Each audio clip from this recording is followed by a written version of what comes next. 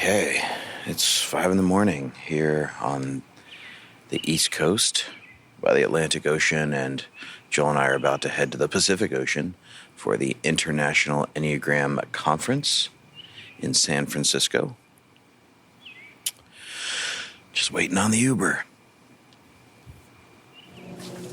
Hello.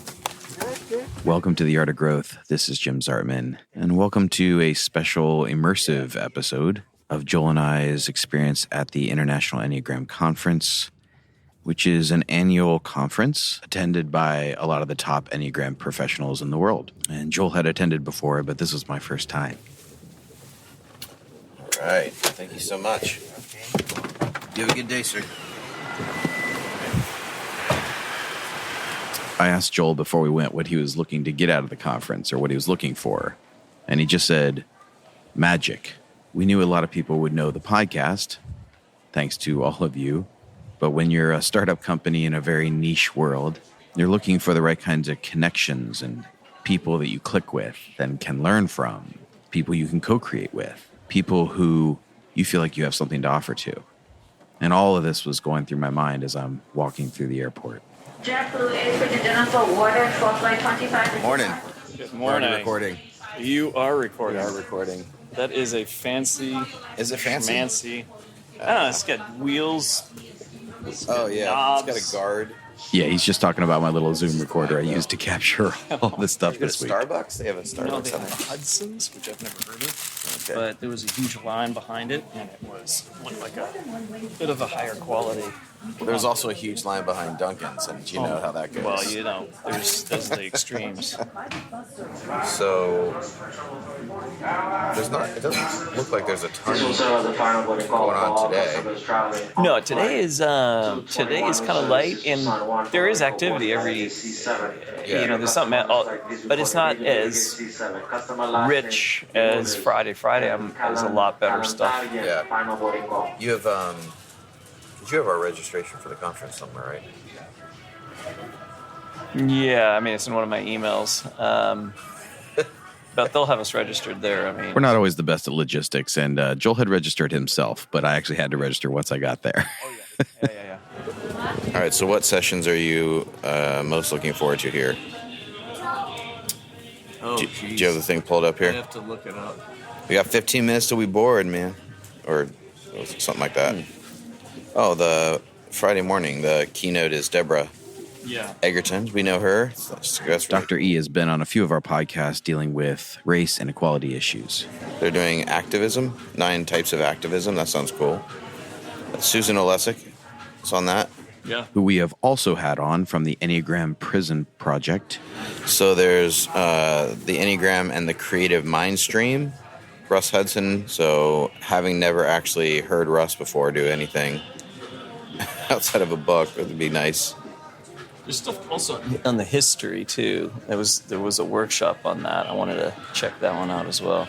I saw Claudia Nario and I was like, Naranjo. Right. It was just Close a little name, close to yeah. the Naranjo thing. So Naranjo is one of the early organizers of the Enneagram. But what we didn't know was that Claudia would end up becoming one of the highlights of this trip for us, and you will hear from her later. But these conferences are always jam-packed with more workshops than you could possibly go to. And they have descriptions, but you don't get a feel for the person who's actually teaching it, which is always the most important part. And I'd forgotten that, and we were trying to decide what to go to based on the descriptions. And although we know some of the presenters, we don't know who most of these people are. I might do neuroscience and the Enneagram. Oh, absolutely. Absolutely. Yes. I want to do that. She's awesome. I got to meet her the last time I was at the IEA conference back in, when that was 5 years ago, 4 years ago maybe, in Oakland. And she knows her stuff. That's awesome. Here, Joel is referring to a name I'm probably going to butcher, Dr. Özgü Hafizoglu from Turkey, who wrote a book with a journalist named Don Hudson. They did a book called Ennea Centers, The Neuroscience of Enneagram. And we spent a good amount of time with her, and I'm still trying to get my head around a lot of her content, and hopefully we can bring some of that at some point soon. Are you going to the reception and dance party, Jim? When is that? That's from 7:30 to Tonight? 12. That's tonight? I think that's Friday. Are you going to do the dance party, Joel? I've been to it. You have been to it. Did you dance? That was Saturday. Did I dance? No, I didn't dance. I didn't dance. It's like a dance party. I'm not dancing. There was food. I ate. And if you're out there, Asgu, just want you to know you are also a fabulous dancer. So we are on the plane experiencing some turbulence. And so is my tummy right now. Oh, no. Trying to work on the app, which we haven't even told you all about yet. And had to put the computers away. It's never comforting when you see the wing like bobbing up and down. Yeah, it should only happen on with birds, you know? The whole flapping of the wings. Yeah. You don't want to see your plane flapping its wings. We have arrived, Joel Hubbard. Oh my gosh, 6 Oh, and a was half hours. rough. I think it might have been more than that. Gosh, that felt like 7 days. Ladies and gentlemen, JetBlue Airways would like to welcome you to San Francisco. The local time here is 10:49 a.m. For your safety, please remain seated with your seatbelts fastened and your carry-on bags stowed until we've arrived at the gate and the captain has turned off the seatbelt sign. Please be careful when opening overhead bins. Items tend to move during flight. When I was at Menlo Park, everything was unbelievably Where's healthy. Menlo Park? Right across the water. So it's close to here. Yeah. Oh, is this where you flew into? I flew into... Yep, I flew into San Francisco, took a train. So both Joel and I are trained in the Enneagram in what's called the narrative tradition. And when Joel originally did his training, he actually flew out and spent several weeks with Helen Palmer and her whole crew at the narrative Enneagram tradition in Menlo Park, California. So we head to downtown San Francisco, get all of our registration worked out. We walk around downtown and we have some incredible food at a place called Rooster and Rice, which I highly recommend if you are ever in San Francisco. This is not sponsored, by the way. And although I had never been there, I'd heard it had changed a lot. San Francisco has gone through a lot of struggles after COVID because so much of the town was office space that is not being used to nearly the same degree as it was. And when you walk around the streets, you see a lot of homelessness, a lot of mental illness, and sadly, even visibly saw people using drugs. Then we headed back, got cleaned up, and went to a meet and greet that night. And did what you typically do at these meet and greets, which is you try to dial up your social, and luckily everyone's wearing name tags, and you just start to chat to different people. And for us, we knew this is the main focus. Who are we going to meet?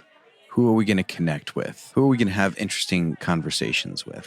And so we attended the normal conference stuff the next day, but I'd like to take you into a conversation we had with someone we met whose session we did not go to and greatly regretted it after we met her. A brilliant woman finishing up her PhD named Claudia Nario, who wrote a book called Nine Sapiens, where she looks at the evolution of personality. Because throughout history, these personalities would have come on for a reason. As we became more advanced, more complicated as a species, personality emerged in order to navigate the complex network of relationships. And these were the kind of conversations we were looking to have. These were the kind of conversations we were excited about, where we are just in the room and everything else is going on, but then we sit down with somebody and it goes to a place like this. You know, that reminds me of Richard Dawkins. Have you read Richard Dawkins? Well, in a piece of his book, he says, you know, people brag about, you know, the birth of agriculture and that we domesticated wheat and we domesticated so many, you know, these plants. And the reality is that they domesticated us. You know, wheat domesticated mankind. You know, it has become such a successful crop, and we live for it, and we have, you know, engaged our freedom for it. And did we really gain so much?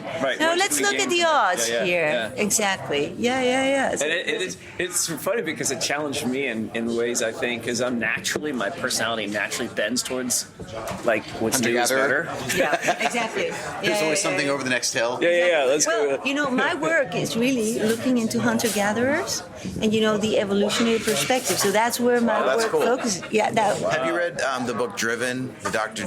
Daniel? The book is actually driven by Dr. Douglas Brackerman and Randy Kelly. He does a whole thing around like ADHD and stuff. He talks about the genetic sequence. As 90% of people became agricultural, he said about 10% never did, and that's that kind of a brain, that kind of DNA structure. There's some people who never trusted it, and basically, like, we don't think that we can trust just living off of the crops, because what if there's a drought? What if there's not rain? What if there's this? And so we have to go. There could be woolly mammoth over the next hill. So they always kept moving, and about 10%. He says today that's a lot of the entrepreneurs. It's a lot of those kinds of people whose brains are wired that way, because they're always like, no, we can't just settle. I can't just take a safe job because it's not safe. I agree with that.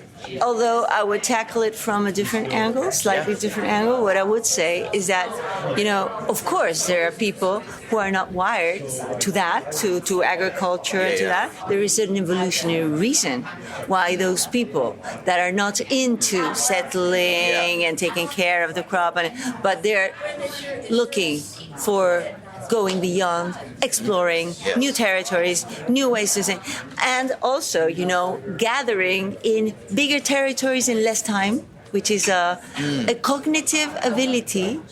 You have to be a little bit hyperactive. Yes. With attention disorder, a little bit. Okay. In order to gather food under scarce conditions when you're a gatherer. Okay. And that, my presentation was yesterday, but I tackled the Enneagram from an evolutionary perspective. And I talk about the seed of personality, which is something, of course, that millennia ago, there is something there. There's always, if you look at the books on neurobiology and neuroscience and on behavioral genetics, you see that the patterns of behavior associated to certain, mutations, genetic loads, and so on and so forth, are associated to this behavior patterns. And one of those is exactly what you're saying. Oriented to motion, cognitive motion, emotional motion, even physical motion, to be in motion. Those are the ones that got us out of Africa, that got us to colonize Australia, to colonize the whole world, to explore and to mix up to live with in cold environments. That's right. And to mix with different tribes for genetic variety. And they were preserved. To become tool builders because of it. And they were preserved because they were needed. Yeah. They were necessary, not only for themselves, but also for the collective, because they were leading ahead. Nobody dared to climb on the rafts that went onto Australia, but they were leading the way super enthusiastically. And guys, we're going to make it and whatever. So that's the angle. But I would also bring in other types that are also necessary, and that they are also based on genetically wired behaviors. Yeah. At the end of the day, if you boil it down to So do you think different types came on at different points throughout evolutionary history? Absolutely. And I think there are some types that are earlier, more primal, if you wish, closer to the preservation of life, like the very thing that you need to get to live another day. Yeah. And there are other types that, in a way, I'm not saying the mutation, because mutations are totally random. Right. They appear when they appear. You never control them. Right. But many mutations are totally neutral. Some are deleterious, tough luck, and some jackpot, advantage, and some of them spread like, I don't know if you say this in English, but like gunpowder.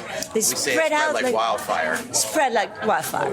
Yeah, some of them, like the mutation that allowed us to speak in fictive language.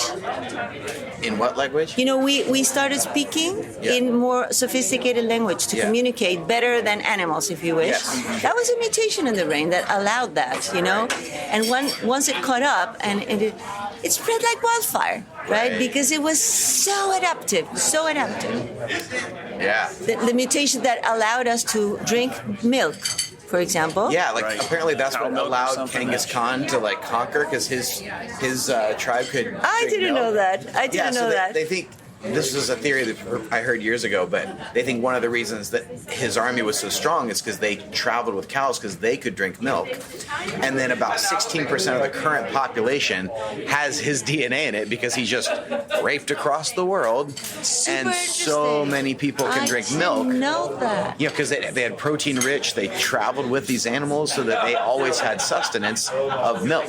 That's super. And you know, that mutation appeared in, I think, 3 different areas in the world independently. So it's different locations and different genes, really. Yeah. For example, in Northern Europe, it appeared. Okay. It appeared during a famine, more or less, probably during the last glaciation, right? So it was an evolutionary bottleneck. That means that people that didn't have it tended to die earlier, and people that had it tended to, thrive. So that's why it spread. Right? And it also appeared in a tribe in Africa. I think pretty much the pastoralists in Mali or something like that. I might be making that up, but it's somewhere in Africa. Yeah. So it's also there, but it's a different set of genes. Interesting. So well, it's weird. When I heard that, I was like, wait a minute, there was a time when humans didn't drink milk? Well, exactly. Because milk is meant for newborns, babe. So that's why people who don't have... Newborn in cows. Eastern Asia, most people don't have that mutation. Really? Yeah. Oh, that's interesting. Yeah, so they have what we call lactose intolerance. But lactose intolerance is another way of saying they don't have the gene. You don't have the gene. Exactly. That specific adaptation. Exactly. For whatever reason, you don't have it. Exactly. And neither do so I. Same thing applies to personality. Same logic. We were talking about that different personalities. Probably the mutation appeared whenever it appeared, but it became adaptive for a reason. So not all of them. For example, some personalities needed some things to happen before they became adaptive. The mutation might have been around before. You never know, right? You never know. But in order to become adaptive, in the logic, this is of course theories. I wasn't there, right? But if you cross the data from the different sources and the different, areas of science, really, you arrive to this sort of conclusion, that some personalities must have appeared later as a crystallized personality that perpetuated in time, and that was... Well, that makes sense with something Osgood said yesterday about the brain wanting to take the path of least resistance. And so it created these personality structures because it was like that was the path of least resistance to survive according to the setting. Yeah. Although she's probably more... because when you talk about neuroscience, you really talk about like 2 great areas, by the way. Because, personality, and this is proven fact, personality is pretty much 50% nature, 50% nurture. Okay. And what she's focusing is really and both of them are underlined by neuroscience. Finally, at the end of the day, everything happens in here. Whether we're head, heart, and guts, everything happens still in it. So she focuses more on all the processes of pruning and connecting and rewiring and everything. Focuses more on the neuroscientific areas of the nurture part, the learning part. My work is on the nature part, everything. So I never claim to say, my theories are about the whole of you. No, I'm just focusing on the seed of your personality. That which was there when you were born. That leaned you to the path of least resistance, but in yourself, because you shouldn't ascribe an intentionality to evolution. Evolution is not intentional. It just happens, right? But the logic, you see it more in what is preserved and what tends to disappear. Personality, from my perspective, personality as a whole is an adaptive mechanism in order to navigate social groups. Because as a species, and that is something, that for me struck me when I started connecting the dots, as a species, for us, it is key to be able to collaborate in big groups, bigger than our families. Yeah, that was so by definition. That's right. That's the society. Exactly. Yeah. So by definition, these groups are unstable, right? Because we don't share genetic material. So animals are not wired to collaborate really with other animals that do not share genetic material with you. Yes. So because it's not like, because first and foremost survival, right? Then replication of your genes, then taking care of your genes, aka your children, right? Until they grow up and replicate themselves, right? Yeah. But next step, because we were, naked monkeys, super vulnerable, didn't have, any adaptive, advantage in front of a lion, in front of whatever. So how did we become so successful? Is because we became incredibly skilled, and even more and more at this thing that is collaborating in these bigger and bigger societies. Right. So personality was instrumental to that. There might have been other types that fell along the way, right? Types, I mean, clusters of behavioral patterns and emotional patterns and thinking patterns that in a way have a logic and tend to have a systemic nature, right? Yes. So and the ones that from my perspective were preserved because they were particularly instrumental in their own survival and the survival of the collective to which they belonged. So do you think new ones could emerge over the next multiple generations? Of course, that is like when you're thinking like in, of course, I would say, yes, it could happen. There's so much good stuff here, but I definitely want to play you one other clip from this conversation that we had. Explaining what Enneagram type is from is it a biological perspective? Is how you saying this? Okay. Strictly biological perspective, what I would say is that we are all a mix of types. Yes. And I have in my head an explanation for that comes from both the laws of genetics and the laws of individual evolution. But our core type, from my perspective, is the one that we have the highest genetic load. And that means that you're leaning towards those strategies since before you're conscious even, because they're so easy for you. They're just there, the least resistance passage for your brain. They're right there. But then, you're born, and by the way, I believe that you could also have genetic loads for other types. Yes. That could be also in different degrees of strength. Mm-hmm. Yeah. And I also believe that there are some types for which you have no genetic load at all. Right. But I also believe that you can adopt types from your environment, but they are never your core type. They're never your core type. They're native to you. It's like a foreign. Exactly. My father is a 1. Oh my God, I can behave believe me, I can behave like a 1, right? I use the analogy that your core type is like the director of your orchestra. You can have many musicians, but who says what is the music to be played? I love that. And who says what is the tone, what is the tempo, what is the mood? It's your core type. That is the director of your internal orchestra. Oh, that's so good. Because even if you're acting like a 1, it's still with all of the 6 emotionality. Yeah, right. That's how I see it too. It's like I can see your type working its way through another type. Exactly. But that makes a lot of sense to me. Yeah, but the tools of a 1, the strategies of a 1 are akin to me, are comfortable and familiar. Yes. Well, and it makes sense you'd have a higher genetic load from your parents. So you can have the genetic load from not necessarily exactly. Oh, you never know, because each of your genes, and let me tell you, this is mind blowing, But because of course we are a mixture of so many people, that are our ancestors, right?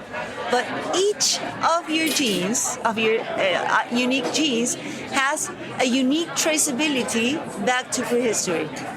Okay. A single gene of yours, you can trace it back to either your mother or your father, and then one of your grandparents, and then one of your great-grandparents, and then one of your great-great-great-grandparents. But that's the nature side. So if you have a higher genetic load from the nature side from your parents, but then you have it nurture side in the home, you're definitely going to access that type more from that combination. And by the way, your environment at the home and the personality of your parents and also the culture you're immersed in, determines whether you want to be your type or not, whether you like your type or not, and how you yes.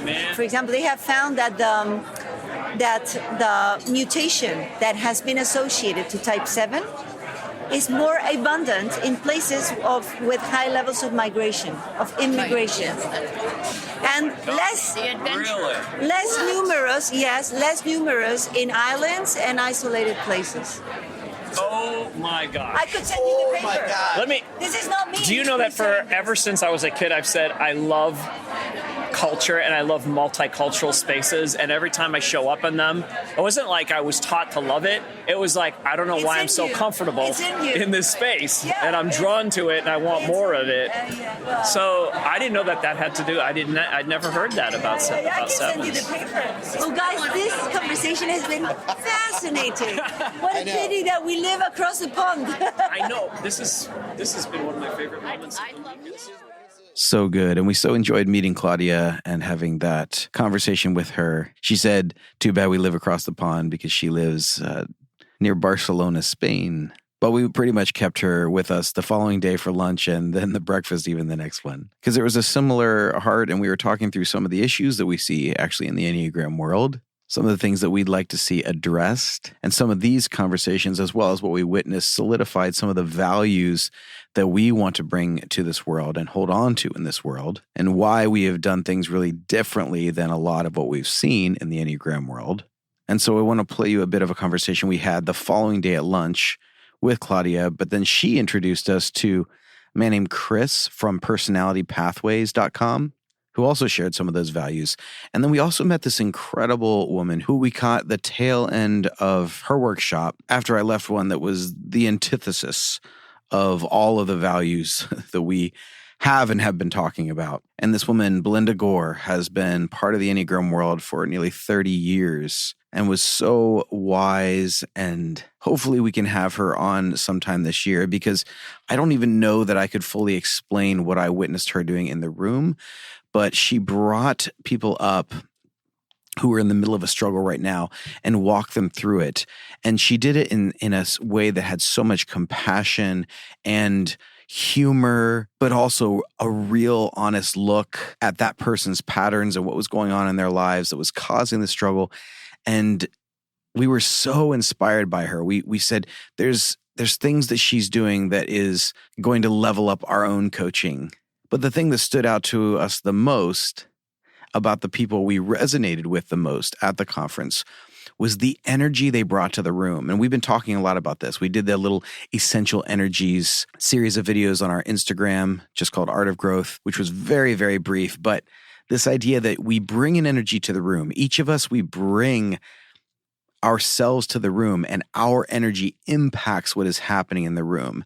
And the energy that she brought to the room was so beautiful and inviting and challenging and wise and just wonderful. So all of these people were gathered around her and wanting to talk to her after her session. But I just told Joel, go grab her and ask her to come to lunch with us. And so we had an amazing lunch with Belinda and a friend of hers and Chris and Claudia and Joel and I. What's that? They have bulgogi. Oh, yeah. Oh, man. I make a mean bulgogi. Do you? Really? It is good. I grew up around mostly Koreans when I was small, and so In Columbus? Columbus, you- Ohio, near you the grew up Ohio in State Columbus? University. Yeah. I did. Do you live there now? Yes. I grew up in Clintonville. Okay. I'm in Linden. Linden? Yeah. That's where my wife grew up. Okay. And this is Yeah. what I feel so many times is wrong with this idea of like you need to overcome your type and stuff like that. It's not, no, your type was helpful. It did help you survive as a kid, and you need to be thankful for that because it was amazing and it did that for you. And now you can just say, That's great, but now we don't need this anymore. Now we Well, can, we don't need this only. It's not that a type is wrong, it's just not enough. Exactly. Yeah, exactly. There are different ways to handle the situation. Yeah. Or in a different language, like you're still letting the kid inside you make those decisions. It's still that kid, and that kid is making the decision, but you're not on a playground anymore. That's nice. Right. So Yeah. there is an adult in you that can make a different decision. Yeah. You just has to tell the kid, this is not reality. We're not on a playground anymore. And you have to define the adult. The adult, in many cases, has not been defined yet. We don't know what that looks like. What I meant with that is like the inner adult is like the rational brain, Yeah. the one that is able to make rational decisions and not be guided by like this Let's say the more fear objective. or Yeah. objective. Yeah. I like that No, more as because well, yes. the rational process can be limiting Yeah. too. Very intuitive. But objective is good. Yeah. Let me ask you, because you're a 7, right? Because I use the word movement with 7s a lot, and you just came up with that word. So can you tell me more about what gets you to use that word so I can learn from you? Yeah, I mean, I think I've always had a hard time sitting still, because if I sat still, so my backstory, I guess, just a little bit. Let's do it. Well, so I'm trying to think of your grid. So in the grid, there's the nurturing factor, the nurturing person in your life, and the frustration, right, with that person. So for me, my father, who was a very unhealthy 8. So I was going to tell you the story when you knocked this over. Christmas ended one year because I knocked my milk over. So I am okay. You can spill anything you want on me. I'm good, right? Because he was that 8, but she was a 9, and she wasn't going to intervene. So I became the fighter. I was the fighter for my brother, for my mother. But I always wanted to think, where can I be elsewhere? I needed to move away from that scenario, that situation. So for me, the future was always better. Tomorrow will be better. The next thing will be better. Whatever it is, but not now. Now's not good. So I have to think forward. Interesting. Let me just react to what you just said. Yeah. Because I think I have a family entourage very similar to what you're describing, but my reaction was so different from yours. So I'm amazed. Yeah. So I would say my brother's probably the 8, pull the bullies down, and he still would if he was younger and not as attached to family and all that stuff. But Did he pull your dad down? he almost did many times once he got older. Like that was always the subtext, was like, one of us is going to get you. Wow. One of these days, one of us is going to get you. And, I think my brother came very close to it. But that was, later in life, and he became very fragile, and at some point you let that go, right? But there was definitely that desire that, was just under the surface. And so object relations Yeah. is so the frustration with the nurturing figure, she didn't protect you from your father. Right. So there's this longing really for that, even though you're quite capable and I'll do it myself. Feisty. So what do you call me? Your fairy godmother. So that And I'm I a seek out the nurturing. 8s. Yeah. I seek the 8s out because they're protective, right? Yeah. The healthier ones, at least, right? Yeah. Because I didn't have that, right? So it feels like a good fit when I find those people. Right. Yeah. You're looking for a better 8. I'm looking for a better 8. But now I'm curious because you said you had similar constellation, Yeah. but very different experience. And you said you subscribe to the 6. Yeah, exactly. Well, I have always been a 6, but I have my father was a 1 with no wing, with nothing else but a very strong, was a 1 with a 1 wing. angry 1. Exactly. And my mother was a 9, and my brother was a 9, and I had to learn how to very early on stand up against my father, and I knew I was alone in that, and I resented my mother for that because she was very nurturing, very kind, very patient, very everything, but she left me alone in that fight. And well, I fought all my adolescence, really. I never thought of I just fought for my See, you didn't develop the movement in the same way that she did. Exactly. No, it's totally different reaction. So that's that goes to your theory of saying that there's a lot of material at the genetic level that's you're kind of bringing that part in, which is the nature part. Exactly. And then there's the other part. You're saying 50%. The other 50% is the nurture part. And they complement each other so much. Yeah. And I still find myself fighting. Only for me, I'm an advocate, and the work that I do is about justice and it's equity. And I'm fighting for my clients, right? Because I grew up in this environment where if you didn't fit his mold, you weren't valuable. So I went and found everybody he would be totally against, and I'm like, I'm for you, right? Like, let's drill all the way down into that. For me, it's not just reconciling my own past, but it's also trying to make sure that other people don't feel that way. But I relate to a lot of the 7, what you were describing as, and my wife would relate to a lot of your story. It was the same thing with her dad being the one that she had to stand up against because he's such a domineering personality. And her mom was a 9, and who she absolutely adores and loves and wants it, but has some resentment around the those moments of feeling like I had to be the one who stood up. But yeah, in my case, I've always understood or related to the word whenever it's been said about the 7 is the issue of nurture. And yet there's a deep part of me that rejects it completely. Yes. Like, I'm like, hell no, I will never, no. Because there's the longing, pursuing this exciting some possibility. Yeah. But I don't trust most. Well, you know those movies with who's a peasant child who's running up and down the street stealing bread and stealing apples, but loves the excitement of it and is playful and wants to enjoy it. That is me. Like, I totally will not go and be the one that says, I need nurture. Could you give me some nurture? It's much more, I'm going to find it and I'll steal it and I'll figure it out. Gotta keep one jump ahead of the bread line. It's that song. Yeah, well, But that's definitely it's the joy and optimism is I'm going to get my nurturing by having fun. And I'm not going to sit with my tender vulnerability. And that's why I think 7s have a hard time with boredom. Because if I sit too long, then I'm going to start feeling my deprivation from long ago. So let's I'm a 7-3-4, and if I get into my 4, I'm there for a very long time. So same here. And I have, if you would have typed me maybe 7 years ago, 8 years ago, I would have easily typed out as a 4. Mm-hmm. All the stuff about longing, depressed, all that, 100% relate, which is why I've said my heart center is definitely a 4. Even though I don't like to visit it, it's when it expresses itself very similarly to a 4. So that deprivation, that to me, I came to that recently around boredom and deprivation, because I tuned into to that sense, and I was, what's the sense of why I'm bored? Why am I bored? Why is this boring right now? And if I tune more deeply, it's because it's not providing sustenance. It's not providing something that I need to consume, and it's that need to always consume. I feel empty, and that's the difference between. Yes, and that's the difference between. And my language which has helped me tremendously, is the difference between consuming and metabolizing. And that has helped me the most to think about: am I metabolizing this moment or just consuming it? That's good. And the virtue for 7 is sobriety. I like savoring better.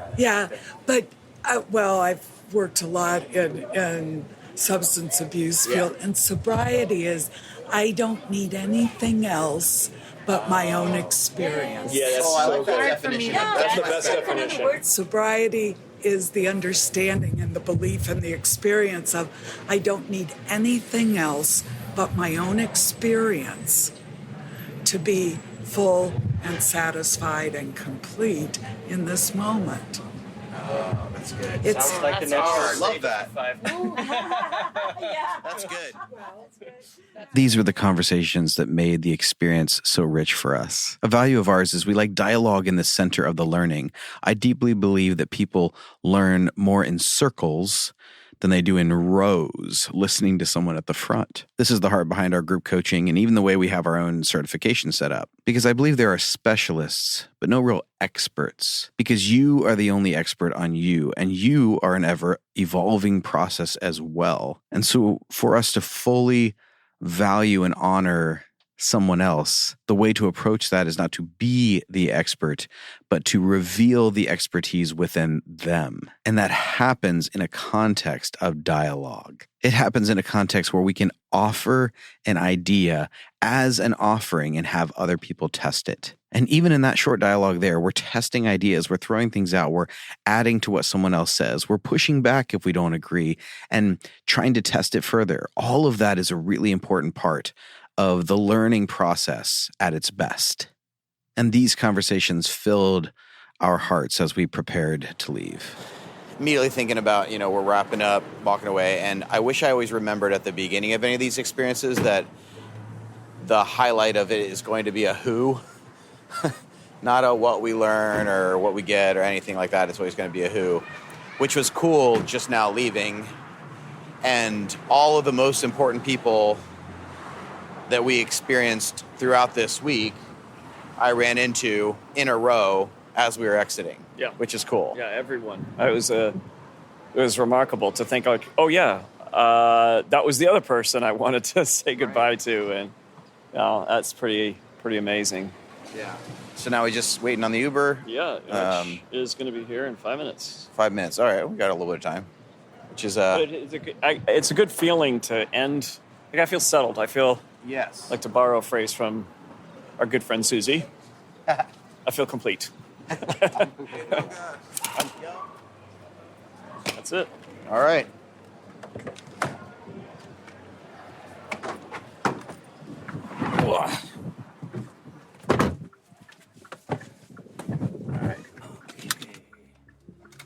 By the way, Claudia and Belinda, also fabulous dancers.